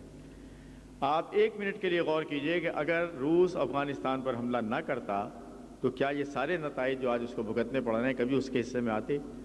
شاید ابھی وہ 50 سال 100 سال اور اپنی اس حیثیت کو باقی رکھ پاتا، لیکن افغانوں سے الجھ کر وہ سپر پاور امیج تو ختم ہوا ہی تھا، ریاست کے بھی ٹکڑے اڑ گئے اور ریاست میں سے بہت سی ریاستیں نکل کر آزاد بھی ہو گئیں، اور اب سینٹرل ایشیا کے مسلمان بھی آزادی کا مطالبہ کر رہے ہیں اور کچھ نے اپنی آزادی کا اعلان بھی کر دیا ہے۔ تو یہ جو روس کے ٹکڑے اڑے ہیں، اس کی وجہ یہ ہے کہ اس نے افغانستان میں جارحیت کا ارتکاب کیا۔ اب سوال یہ ہے کہ موجودہ مرحلے میں افغانستان کی کامیابی کا دعویٰ کس طرح کیا جا سکتا ہے؟ میرے نزدیک افغانوں کی کامیابی کی 2-3 تازہ مثالیں آپ کے سامنے آئی ہیں۔ پہلی بات یہ کہ شروع سے جب سے افغانستان پر حملہ کیا تھا روس نے، تو مجاہدین کا موقف یہ تھا کہ روس اور مجاہدین فریق ہیں، نجیب یا اس سے پہلے ببرک کارمل یا امین جو بھی روس کے ذریعے آتے رہے، وہ فریق نہیں ہیں۔ روس نے کبھی یہ بات نہیں مانی، جنیوا مذاکرات میں بھی نہیں مانی، اور روس نے کہا کہ فریق تو اندر کے ہیں، مجاہدین کو چاہیے کہ کابل کے حاکم سے بات کرے، اور کابل کا حاکم اور مجاہدین جو ہے یہی آپس میں فریق بنتے ہیں، ہمارا کوئی تعلق نہیں۔ آج آپ دیکھتے ہیں کہ وہی روس مجاہدین کے اس موقف کو تسلیم کرتے ہوئے انہیں ماسکو آنے کی دعوت دیتا ہے، انہیں ماسکو میں بٹھا کر ان کے سامنے اعتراف کرتا ہے کہ ہم نے حملہ کر کے غلطی کی تھی، ہم آپ کے سامنے شرمسار ہیں، اور ہم آپ کو اس جہاد پر جو آپ نے کیا اسے جائز سمجھتے ہیں۔ تو آپ یہ دیکھیے کہ اس نے اپنے فریق کی حیثیت کو بھی تسلیم کر لیا، اپنے جرم کا اقبال بھی کیا اور ماسکو میں بیٹھ کر کیا۔ یہ مجاہدین کی کامیابیوں میں سے میں اسے ایک بہت بڑی کامیابی سمجھتا ہوں کہ ان کے سب سے بڑے حریف نے وہ بات بالآخر تسلیم کر لی جو مجاہدین اس سے تسلیم کرا لینا چاہتے تھے۔ دوسری بات، اب تک مجاہدین پر زور یہ ڈالا جا رہا تھا روس کی اور امریکہ دونوں کی طرف سے کہ کابل کی موجودہ حکومت کو یعنی نجیب کو آئندہ بننے والی کسی بھی حکومت کے اندر ضرور شریک کیا جائے، اسے بھی حقی شرکت دیا جائے۔ مجاہدین اس کے لیے تیار نہیں تھے۔ مجاہدین کی دوسری بڑی کامیابی یہ ہے کہ اب امریکہ اور روس دونوں نے انہیں یقین دلایا کہ آئندہ بننے والی حکومت نجیب کے بغیر بنے گی، ہم نجیب کی شرکت پر اصرار نہیں کرتے۔ یہ مجاہدین کی دوسری کامیابی۔ مجاہدین کی تیسری کامیابی یہ ہے کہ آج بھی آپ اخبارات اٹھا کر دیکھتے ہیں تو پیش قدمی محاذ جنگ میں آپ کو مجاہدین کے نظر آتی ہے، نجیب کے کہیں نظر نہیں آتی۔ کہیں خوست اس کے ہاتھ سے نکل جاتا ہے، کہیں معلوم ہوا کہ وہ 1.5 کلومیٹر پر رہ گئے ہیں، لوگر کے قریب رہ گئے ہیں، کبھی پتہ چلتا ہے کہ انہوں نے جلال آباد کی کوئی لائف لائن کاٹ دی ہے، سڑک کاٹ دی ہے۔ آپ کو آج بھی تمام تر اس میدان میں سردی کے باوجود ٹھٹرا ہوا محاذ جنگ نظر آتا ہے، لیکن اس میں بھی آپ کو جب خبر ملے گی تو مجاہدین کی پیش رفت کی ملے گی، کابل کے نجیب کی پیش رفت کی کوئی خبر آپ کو نہیں ملتی، سوائے اس کے کہ انہوں نے اوپر سے کچھ بم برسا دیے، اتنے افراد ہلاک ہو گئے، لیکن میدان بیٹل فیلڈ کے اندر، جنگ کے اندر پیش رفت مجاہدین کی جاری ہے، اور نجیب صاحب کا دائرہ تنگ سے تنگ ہوتا چلا جا رہا ہے۔ اس لیے خدا کے فضل سے مجاہدین ہر لحاظ سے کامیاب ہیں، اور انشاءاللہ آئندہ انہی کی کامیابی کا باب مزید کھلے گا۔ مسلم ریاستوں کے مستقبل کا معاملہ یہ ہے کہ مسلم ریاستوں کے مستقبل کا انحصار عالم اسلام کے رویے پر ہے۔ عیسائی ریاستیں آزادی کا اعلان کرتی ہیں تو ساری عیسائی دنیا انہیں تسلیم کرتی ہے، ان کے سفارت خانے کھل جاتے ہیں، اپنے سفیر وہ وہاں بھیج دیتے ہیں، اقوام متحدہ میں ان کو رکن بنا لیا جاتا ہے، یہ سارا کام ہوتا ہے۔ لیکن وہی مسلم ریاستیں جب ہماری طرف دیکھتی ہیں تو ہم خاموش بیٹھے ہیں، ہماری طرف سے کوئی حوصلہ افزا جواب نہیں آتا۔ 1 ہفتے تک وہ انتظار کرتی ہیں ریاستیں، اور اس کے بعد وہ جو فیڈریشن بنتی ہے نئی روسی، پھر اس کے معاہدے پر دستخط کر کے وہ اس کے اندر اپنے آپ کو شامل رکھنے پر خود کو مجبور پاتے ہیں۔ یہ عالم اسلام کے سرد مہری اور عالم اسلام کی بے حسی اور عالم اسلام کی غیر ذمہ داری ہے کہ انہوں نے آزادی کے اس موقع کو پوری طریقے سے ان کی مکمل آزادی تک استعمال نہیں کیا، اور انہیں اس بات پر مجبور کیا کہ وہ بہرحال روس کے اندر ہی اس کا ایک جز بن کر رہیں۔ اب چھوٹی موٹی کوششیں ہو رہی ہیں کہ پاکستان PIA کی سروس وہاں لے جانا چاہتا ہے، کچھ تجارتی وفود یہاں آ رہے ہیں، کچھ تجارتی وفود وہاں جا رہے ہیں، لیکن اصل مسئلہ تجارت کا نہیں ہے۔ اصل مسئلہ تو یہ ہے کہ ان مسلمان ریاستوں کو جو ماضی میں آزاد تھیں انہیں آزادی دلانے، OIC کا رکن بنانے، اقوام متحدہ کا رکن بنانے اور روس کی گرفت سے انہیں نکالنے کے لیے ہم نے کیا کیا۔ اس معاملے میں ہماری کارکردگی مایوس کن ہے۔ خدا کرے کہ ہماری آنکھیں کھلیں اور ہمیں یہ توفیق ہو کہ ہم ان کے سلسلے میں اپنی ذمہ داریاں ادا کر سکیں۔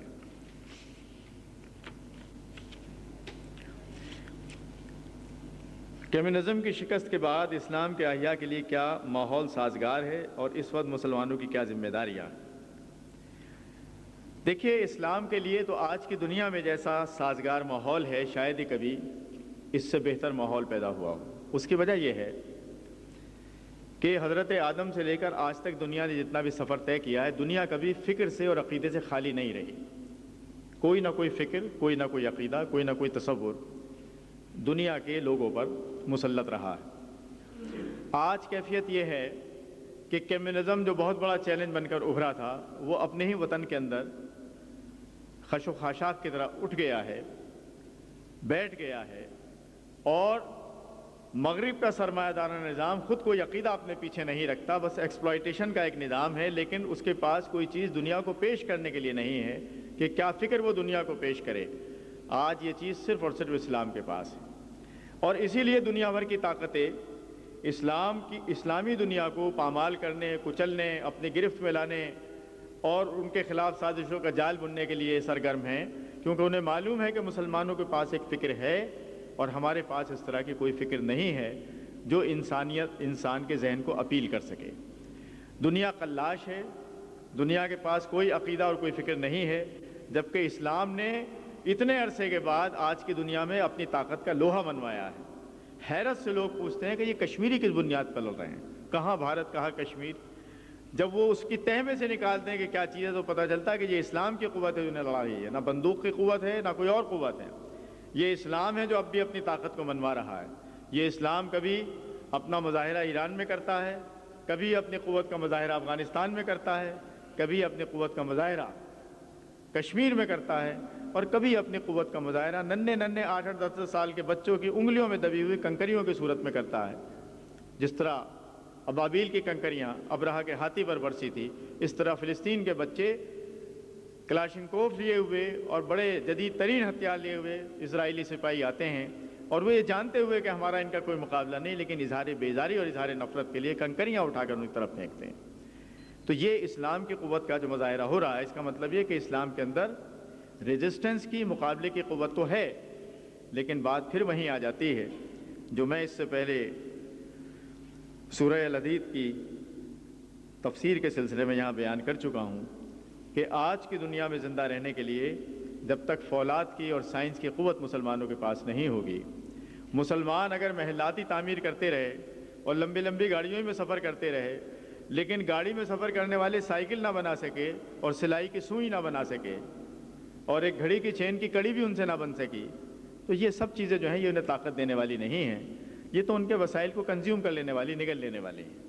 آپ کے اندر سے جب تک وہ سائنسی قوت نہیں ابھرے گی جو فولاد کو اپنی مرضی کے مطابق ڈھال سکے اور آپ دوسروں سے بے نیاز ہو سکیں، یہ کیا مجبوری ہے کہ افغانستان کا مجاہد لڑے تو وہ بندوق باہر سے خریدنے پر مجبور ہو، اور جب سری نگر کے اندر مسلمان سپاہی لڑنے کے لیے تیار ہو تو اسے بھی بندوق کہیں سے خرید کر دی جائے؟ نہ بندوق وہ بنا سکتا، نہ افغانستان بنا سکتا، اور ٹینک اور طیاروں کی بات تو بہت بات کی ہے۔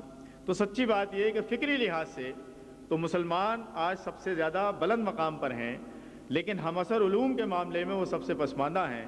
اسی لیے اس کشمکش میں حق و باطل کے وہ کامیابی کی منزل تک پہنچتے ہیں، پھر کھسک کر نیچے آ جاتے ہیں، پھر کوشش کرتے ہیں، لیکن اگر وہ اس محتاجی سے اپنے آپ کو بچا لیں تو شاید اسلام کی بالادستی کے امکانات زیادہ روشن ہو سکیں۔ نبی اکرم کے زمانے میں تبلیغ دین حدیث عملی طور پر کیا جاتا، تبلیغ دین و حدیث عملی طور پر کیا جاتا تھا، لیکن میرے خیال میں آتا ہے کہ آپ کا زمانہ ٹی وی اور ویڈیو کے ذریعے دین پھیلایا جا رہا ہے۔ اس کی تفصیل واضح کیجیے۔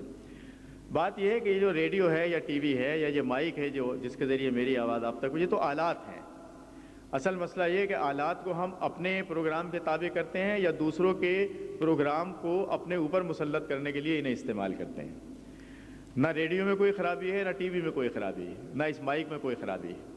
اصل بات یہ ہے کہ اسی مائک کے اندر آپ گانے بھی سن سکتے ہیں، گالیاں بھی سن سکتے ہیں، اور آپ نے قرآن حکیم کی تلاوت بھی اسی کے ذریعے سے سنی ہے۔ تو یہ تو محض ایک آلہ ہے۔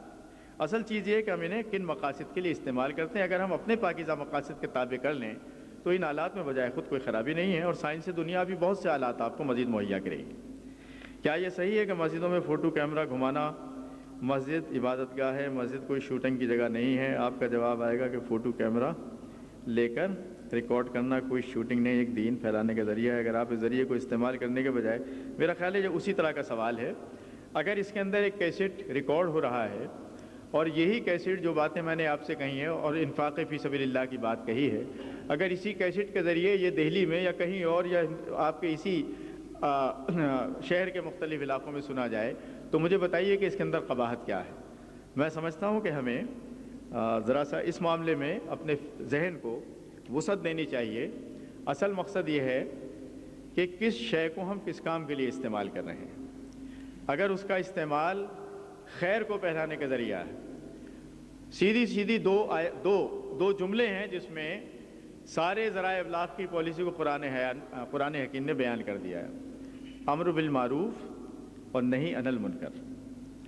اگر آپ منکر کے ذریعے ٹی وی اور ریڈیو اور اسکرین سب استعمال کر رہے ہیں تو یہ ابلیس کا کام ہے جو آپ اس کے ذریعے لے رہے ہیں۔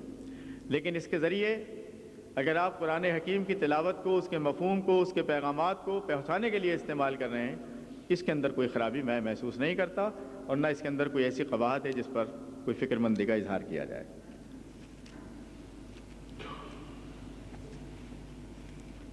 اور کوئی سوال؟ شکریہ۔